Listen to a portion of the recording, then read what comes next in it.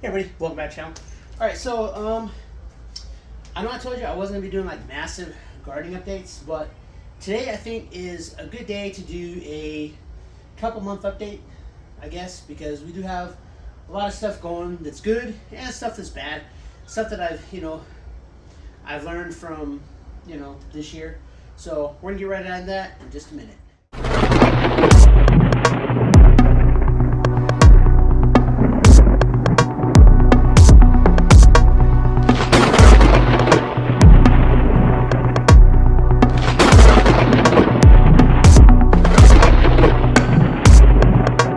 So, all right, so we're going to go around and we're going to do just some quick little updates here. Again, the good and the bad that I've learned from this year. Again, the stuff we put in buckets was different this year than last year. Last year we had potatoes, which grew great, but didn't yield any potatoes, so it was kind of a fail. But we're going to start over. So as you can see, the tomato plants, they grew nice. However, we didn't seem to get any pollination in. So the blossoms just died. So we didn't get any tomatoes. And so I think that stems from too late of a season, right? We started the tomatoes too late in the year. So the plants grew fine. They grew healthy. A little bit of curled leaves, but not too bad. But we didn't get any blossoms. So now come over here. This is our sad jalapeno. Now it started growing really late in the season. So again, next year, these are definitely two plants that will get sprouted a lot sooner. Same thing with like our eggplant, as well as our cucumber, because our cucumber croaked. Our eggplant didn't even sprout, so we're gonna get those next year. We're gonna have to start those at the end of January in some starter trays inside with some grow lights, and then we can get them out in the buckets after that. I come over here. We did have some success with the sunflowers. Although these were supposed to be the mammoths, and as you can see, these are just like your standard sunflower size. So I don't think that they had enough time to grow before it got warm and it said, okay, it's time to flower. So we're gonna get those started earlier next year, and we're gonna put them directly in the ground in our raised bed. That way they can actually like really start growing healthy. Now, as you can see, our squash it's still looking good, but it's very small. I think that because of the heat, it didn't have enough time to like really develop like it should. And so again, this is something that I think we get this out. Even if we don't start them we may start them as starters and let them start to grow. But at the very least, we're going to get them directly in the ground no later than the beginning of March. That way they have ample time to grow. That's 3 extra months, and we should be able to get some squash next year. Hey, chickies. All right, now here's our corn. Now, as you can see, the corn does have corn growing on it. But again, these are very small stalks, and very few corn. There's one corn there. Then over here we got a good healthy corn stalk growing, but just one. And same thing, I think that if we get those in the ground earlier, they'll have more time to grow tall and then actually be able to produce a lot more corn. Plus, I'm gonna put them close together in the raised bed so that hopefully when these things, start putting out the pollinator, we'll get more. Now over here on this one, as you can see, we've got one starting right there, and then that was it, like just one corn. And these should be producing more corn, but as you can see, we still have some of the pollinators there. And then this bucket here was just very small. Everything was very short, so this bucket did not grow very well. And as you can see, the squash is still alive and growing on all of these, but just not very strong.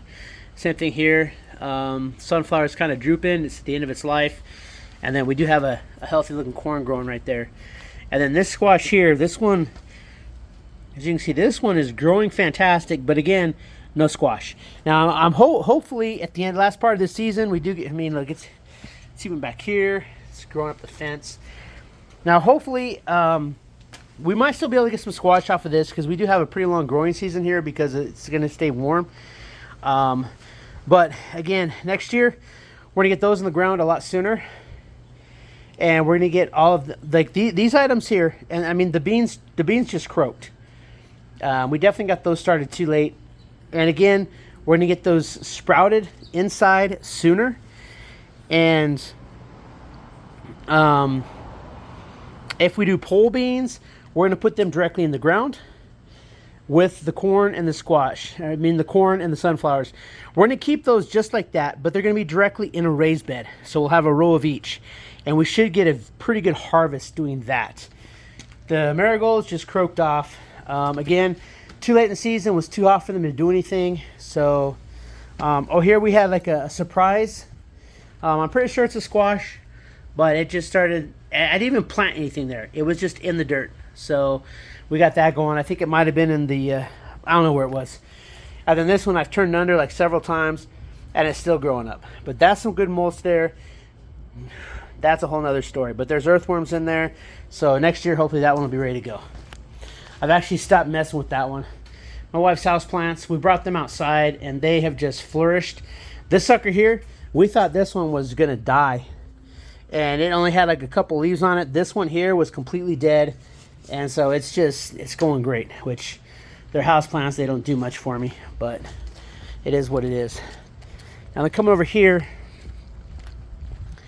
the squash is still growing.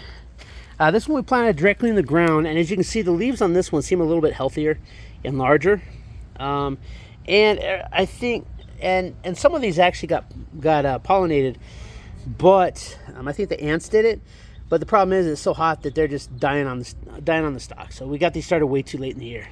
Now, of course, our pomegranate tree has come back to life pretty much fully. There are still some dead branches, and when we prune it back, I'm going to prune back all these branches that don't have any leaves on it, and then that way the ones that do have leaves, you know, they're going to be like I'll prune this one off here, probably prune this one, get rid of these small branches. Like these ones that don't have any, we're going to prune all the way back. So we're going to clean this tree up in the winter. We're going to treat, you know, when the winter hits, we're going to prune this tree up really good so that it has a chance to grow back stronger and healthier, right?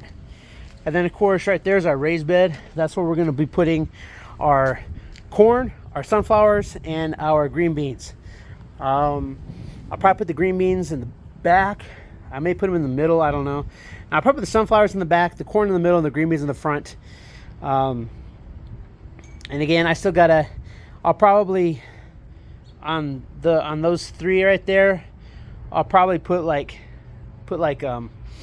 larger, maybe a piece of PVC pipe or something, dig it in, you know, bury it into the ground, and then what we'll do is we'll run rope through it, and then that way they can have something to climb up. But that's what's going to be there. And again, in a box that size, I figure I should be able to get, you know, a good, you know, 14, 15 of each in there to grow in that space, and everything will be great. But that's what brings me to the fun part of this video here, all right? Because along with growing your own food, right? Along with growing your own food, as I've stated numerous times on this channel, you need to be able to identify plants that you can eat in the wild. And so that's one thing that we're going to do right here today. Because rainstorm, we had all this red root pigweed start popping up. And this stuff here, you can eat this. This stuff is 100% edible. Now, these ones that have started to flower right there, those ones, you can't eat the roots because they're going to be tough and woody. But all these ones that are just leaves and stuff, you can eat. And then if we look over here, we got a whole bunch right here. We got a whole bunch growing in this one. We got a few growing in this one over here. And like I said, after it rained, got a few growing in here. These things just started springing up everywhere. Right here, a lot of these are going to flower, but that's all right. Now we do have these things here. These things are vile. These things are goat heads. These little yellow flowers. Those things are just horrible, vile weeds that need to be eradicated. They'll hurt your dog something fierce, right? But that's not what's really super impressive. Wait until you see this.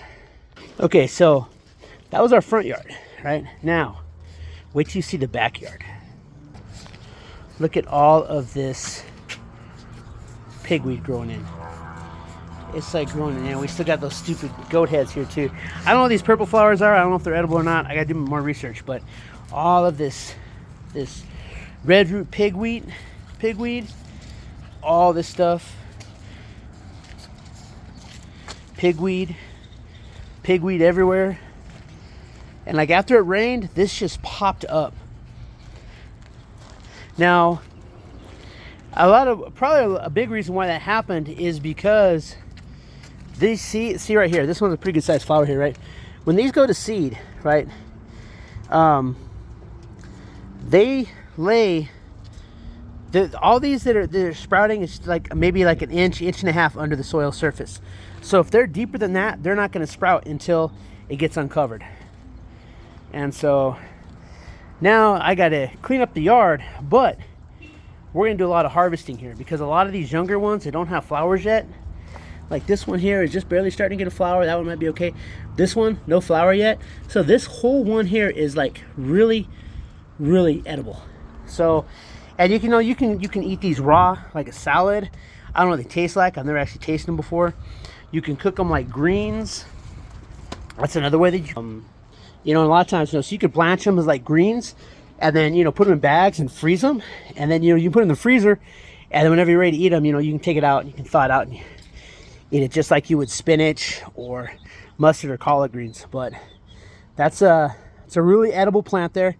And basically what it is, I'm gonna get out here, I'm gonna get a lot of this harvested, and then after I get it harvested, I'm not gonna show you me pulling it and everything, maybe a few of them, but we're gonna do another follow-on video as to, we're gonna prepare it, we're gonna wash them, prep them and everything, and we're gonna eat them. So that's something I really look forward to, because I always like finding like wild edibles. And again, this isn't the desert. Like we had a rainstorm, and then this stuff just grew. So this, like I said last week, the yard was empty. I mean, there was like some of this little grass, some of the grass was here, but all this, the purple flower, whatever that is, that wasn't here. And if anybody, if you know what this purple flower is, look it up on Google, see if I can figure that one out too. I don't know if that's edible or not. I'll have to figure that one out. Hi, baby. That's Percy. That's Rat. Not Rat. Her name's Venus, but I call her Rat. But yeah, I know those things are those devil roots, the goat heads. Those things are the devil's fucking. Those things are from the devil. Pardon my language. But yeah. So that's what we're gonna be doing. We're gonna be cleaning this up. We're gonna be doing a lot of harvesting, and the fact that as much pigweed is out here, I can probably get enough pigweed out here. It's an amaranth, but I can probably get enough of that for several dinners. Now that I think my family will eat them, they're kind of scared of eating wild stuff, but everything was wild until it was cultivated, right? But anyway, so that's it for today's video. I want to give you an update of how everything's growing, and as you can see, the corn's doing great. Everything grew.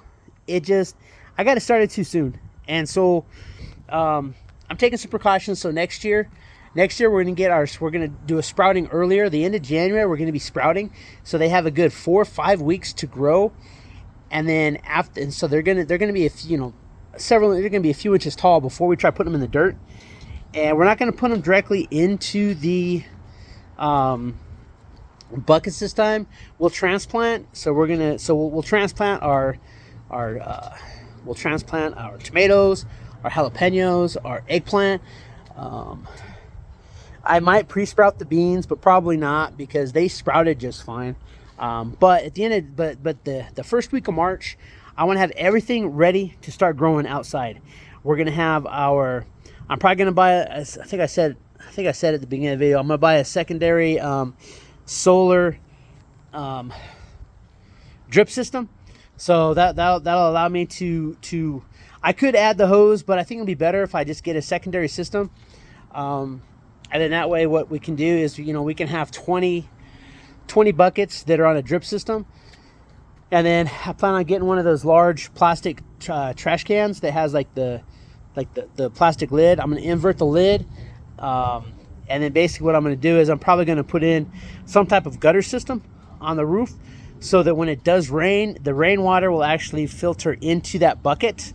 And then I'll drill some holes in the top, and I'll put some very fine like mosquito type netting over the holes, so that way it'll stop like any debris that falls off of the roof. But I think that's one thing I want to start doing, because then that way I can take advantage of the rain when it does fall and hope to fill that bucket up. I may have to have 2 trash cans. I don't know. In fact, I probably will have 2 trash cans, because I'll have each solar system set up on its own trash bucket. But then that way we'll be able to water every day, several times a day, to keep that water, you know, at those roots, so that our plants stay healthier throughout the day. And then I also do plan on putting that PVC drip system. I got some good ideas for that. And it's gonna be, and so basically what I will probably do is I'll probably set I'll probably put the bucket down over here, because I got this concrete slab here, and I'll probably set the bucket right there, and then I'll put a gutter system up here, so that the gutter, it'll catch the water, it'll come down into here, and I'll probably have different gutter systems for each bucket, for each trash bin. And then basically what it is this one here is going to have to be, I'm gonna have to build a platform, because it's going to be largely gravity fed, right? But basically, so I'll have a trash can here, so that I'll have a trash can right here, so then that way what I'll do is I'll have a PVC pipe system set up from the bottom of the trash can that I can just open it up, and then we're going to have our PVC pipe. Oh look, more pigweed right there in our raised bed. Oh, and the devils. Well, at least those ones are easy to pull up right now. They're small. But then that way, this system here will be gravity fed from that, and then I can fill that bucket up, and then basically it's going to be a drip system, so that it's only going to water a little bit at a time. It's just going to drip down so that it can just soak into the soil. And that way, you know, it'll water throughout the course of the day. I've got some ideas. You know, it's like I'm going to use this right here. This is going to be the ledge, so the PVC pipe will be set on here. It'll be like mounted onto this right here. There'll be like three pipes. Cheekies, go back to the house. Go back to the house. And then that way we can keep this watered. I gotta get my dog. It's coming up, but the next video we're gonna harvest some of this pigweed, and we're gonna cook it up, and we're gonna have some pigweed. That'll probably be tomorrow. All right. Until next time, keep prepping.